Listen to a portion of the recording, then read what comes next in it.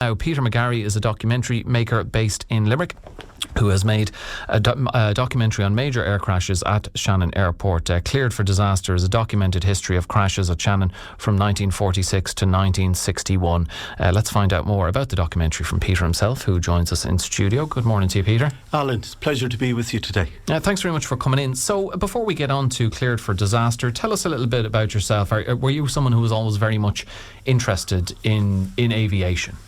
Yeah, since I was a kid, I could be best described as an aviation junkie. I was just always into aircraft. In the 1980s and early 1990s, I worked in Shannon and the United Kingdom with aircraft trading and leasing companies. So that was an amazing experience. I also spent a little while in the UK with British Aerospace Systems and Equipment, which is an RAF contractor. But aviation has always been with me, and it'll always stay with me. Okay, so is this your first documentary? Have you made documentaries, aviation-related documentaries before? The story with this is that in 2008 I focused in particular on the very first aviation disaster in Shannon, which was a TWA flight coming in from Paris, Orly. And I'd done a lot of research on that, and I subsequently moved house twice, and all my files went AWOL, they went missing. At the start of this year, I decided I'd resurrect the subject again and give it some kind of a video treatment. So I worked on it through January, and we got something released in February. But as per the film, and I discussed it there, wasn't happy with what I got. Sound quality had to be improved, but what we were missing all along was one critical key interview with somebody who could, I suppose, put another dimension into the documentary. So out of the blue, we hit pay dirt with a guy called Tony Canan, who you'll see in the film, and Tony makes his film a gentleman to his fingertips, and an Aer Lingus employee of many, many years. And his accounts of the air crashes is just, you really have to see it yourself. He's extraordinary insight offered into this. Yeah, and indeed Tony is someone who has previously been on the show with us we were talking about Ryanair's 35th anniversary of operating at a Shannon airport, right. And Tony would have worked for Ryanair back then, and was kind enough to share his experiences with us. So the documentary Cleared for Disaster, it focuses on a particular period of 15-year period, 1946 to 1961, and as someone for my sins who I'm a big fan of air crash investigations on National Geographic. I watch a lot, and probably too many put the fear of God of flying into me, but I just find it very interesting, Peter, how certain air accidents happen and how they then learn and improve upon that, but a lot of them definitely happened back in this period, in the early days of aviation, where obviously technology wasn't as good and so on. And is that a big factor in why there were significantly more air crashes, and particularly at Shannon back then in the 40s really, into the early 60s? It is really, because what you're dealing with aviation in this time frame was a technology that had still yet to mature. It was evolving. A lot of the crashes took place at night, poor weather conditions, but also what you got to bear in mind is that instrument landing systems, which are commonplace today, didn't really exist in the sophisticated form that they did back then. So there were a multitude of reasons. A lot of people have said to me, God, that seems like an awful lot of crashes in 15 years in one airport, i.e. Shannon. But if you look at it globally, if you just randomly pick one airport, Prestwick in Scotland, if you go behind the scenes there, you'll see that they had equally large numbers of tragic air crashes. So Shannon wasn't alone in that time frame. Now, the 1946, you start with that year, and that was the year of the first fatal accident at Shannon Airport, not too long after Christmas, December the 28th, 1946, the TWA Constellation aircraft Star. Can you tell us about the first fatal accident that occurred at Shannon Airport? Yeah, that was a flight from Orly in Paris to Shannon. It was to refuel in Shannon, pick up more passengers, and then it would follow a fairly standard route to Gander, refuel there, and then on to New York. The aircraft back then had what's known as short legs. They didn't have the range, really. So this was a very common route. While the aircraft was in Paris, it underwent very low-level maintenance, and a technician reversed the polarity on the input lines for an altimeter. The altimeter, for anybody who doesn't know, gives you your height. So as the aircraft was approaching Shannon, he was getting a false reading on the altimeter, and it came in on a track over what's known as Inishmagnockton Island, which is in the Fergus Delta, the best way to describe it, and hit the ground. It came down on that island, and it basically wiped out 50% of the passengers on the aircraft immediately. So it was pretty severe. There was a stewardess, a lovely lady by the name of Vena Ferguson, who showed incredible courage on the night and literally pulled people from the flames, saved a baby. And originally, when I looked at that air crash in 2008, I always had at the back of my mind that someday I'd write a historical novel and that event would somehow feature in it. So I started writing the novel, but like a lot of things, it was put on the back burner. So maybe someday I'll resurrect that again. But there is an interesting story to the Star of Cairo. I was back in 2008. I like to dig. I eventually got in touch with Vena Ferguson, who was known as Catherine Heckman. She married a TWA pilot literally days before she moved from California to Rhode Island to her son and daughter. That moment on the phone, when I mentioned to her that date, there was a pause on the line, and she had it straight away. She said, "You're talking about the crash," which was just amazing that to go that far back into time and discover that the person that you're talking with still has vivid memories of that.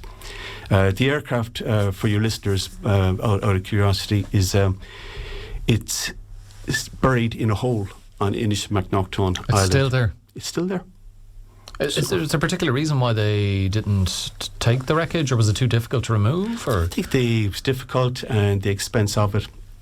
And as soon as I'm talking about the Star of Cairo, there's a famous pub called the Hunk down there. And I just want to put out an APB. I've got an interest in finding any artefacts from the crashes. I always suspected that part of the wreckage might have wound up on a mantelpiece in that pub. If anybody knows, get on to me. You'll find the links on the film, or maybe on the podcast that comes out of this. But an interesting story, the Star of Cairo. Yeah, 12 people, 9 passengers and 3 crew members died in that crash. Sadly, though, Peter, not the last fatal crash at Shannon Airport. And in this time period that cleared for disaster covers the 15-year period from 1946 to 61. You've the Alitalia flight, KLM flight 633, Pan Am flight 110. Which of those would stand out to you? Which would you like to talk about? And that's the KLM. It's the Triton, which I think was the son of Poseidon in mythology. That crashed in 1954 on the day of I think it was the All-Ireland hurling final. And it was early in the morning, right?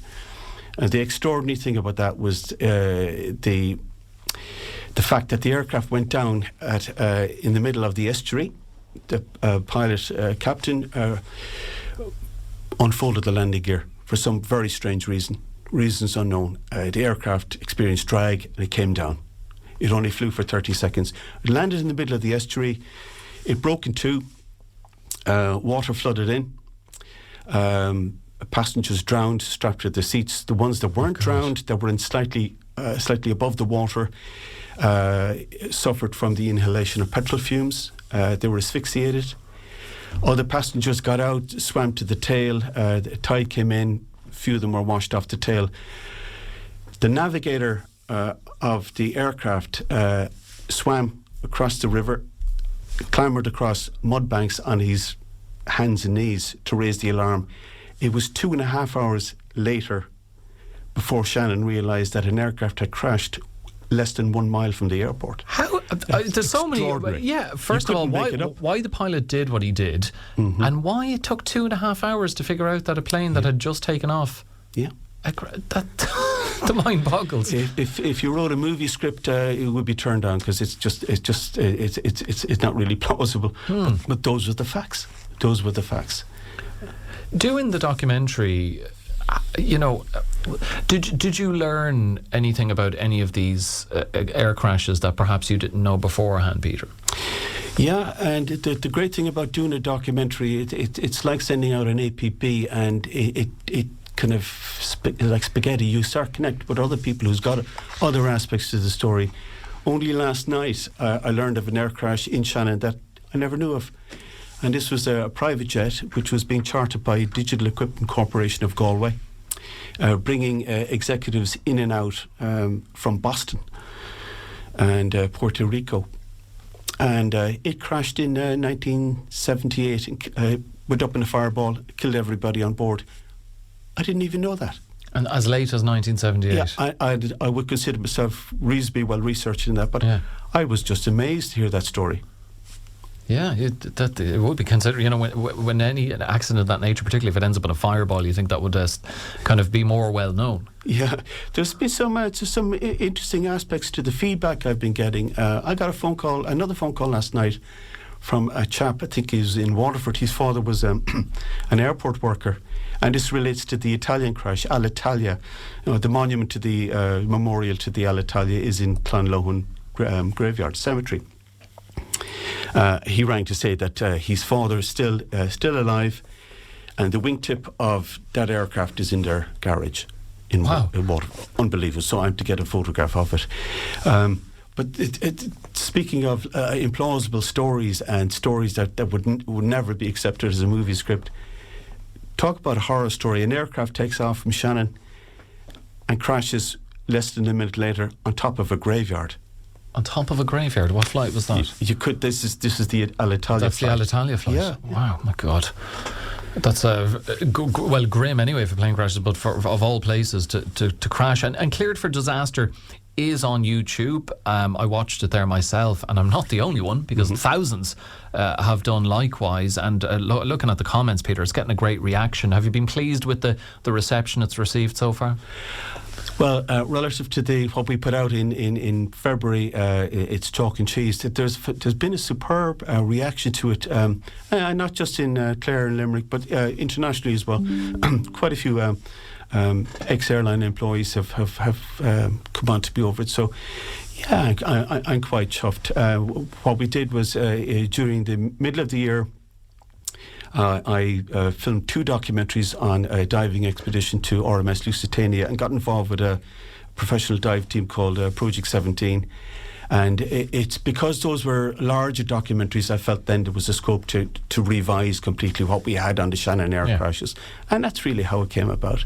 Well, I would urge anyone with an interest in aviation, particularly locally or Shannon Airport, maybe you're not familiar with some of these crashes, to watch it. Certainly, I wasn't aware myself, and I was surprised, and perhaps surprised that I haven't seen any of them pop up on air crash investigations, because I feel like I've watched hundreds of those at this stage and haven't come across Ireland, to be perfectly honest. Peter McGarry, congratulations on Cleared for Disaster. Oh, thanks, Alan. It's there on YouTube, well worth watching, and continued success with that. Look forward to thank you for joining us this morning. Not at all, it's my pleasure. That's Peter McGarry, the